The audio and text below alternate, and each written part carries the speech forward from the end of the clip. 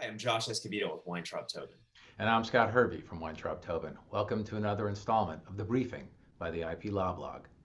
Well, Josh, the new COVID bill looks like it might change the intellectual property landscape in a variety of ways, don't you think?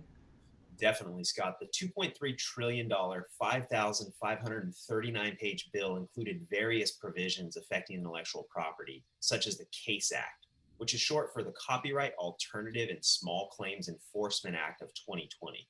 The CASE Act will create a copyright claims board within the United States Copyright Office to adjudicate disputes valued at $30,000 or less. Right. As I understand it, the claims board will be limited to awarding $15,000 per claim and $30,000 for the entire case. Its proponents think that this alternative form could serve small copyright owners well, since they generally cannot afford federal court litigation, which we know gets outrageously expensive. It does. And in that regard, federal court litigation can be prohibitive for copyright owners. And until the creation of the claims board, there wasn't an alternative. State court isn't much cheaper than federal court. And as we know, copyright is within the exclusive jurisdiction of the federal courts. True, but there are others who don't think so highly of the CASE Act. Various civil liberties groups have said that the new proceedings are likely to be abused by copyright trolls and otherwise utilized to chill free speech.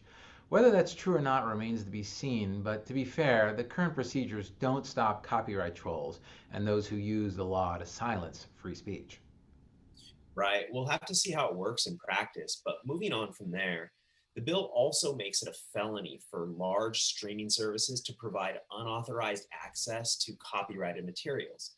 In fact, such a violation could carry a penalty of up to 10 years in prison if the violating party knew or should have known that the work was prepared for public performance.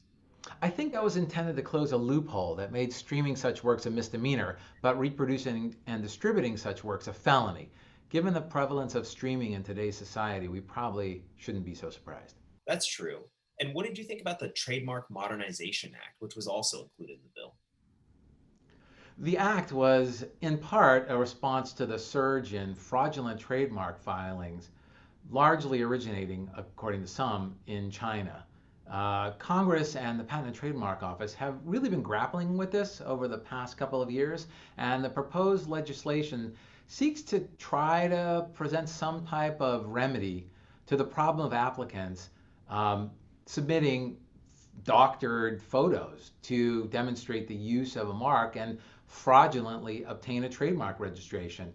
The act creates this new procedure to improve examination effectiveness and efficiencies, and it allows third parties to essentially request ex parte cancellation of trademark registrations instead of filing a cancellation procedure.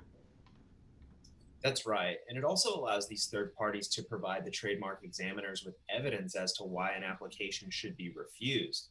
It's an interesting modification to the procedure as we know it, but it stands to provide the examining attorneys with a helping hand or two.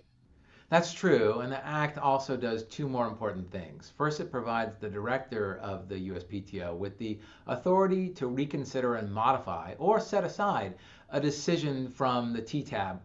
The idea is that giving the director this authority would protect the TTAB from the type of constitutionality challenge currently facing the PTAB in the Supreme Court case US versus Arthex. And last, but certainly not least for trademark litigators, the Trademark Modernization Act would create a presumption of irreparable harm upon a finding of infringement when the plaintiff is seeking a permanent injunction.